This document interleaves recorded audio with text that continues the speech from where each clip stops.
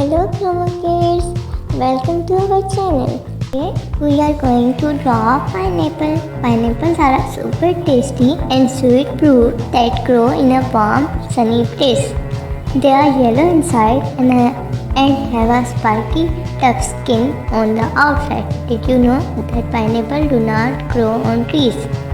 They actually grow on the ground on a plant that look like a big bush with sharp leaf.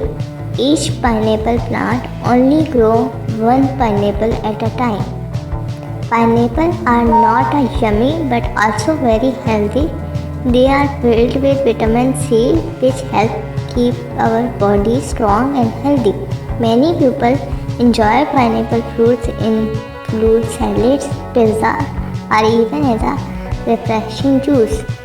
Next time you see a pineapple, remember how special it is and maybe try a sweet, juicy bite.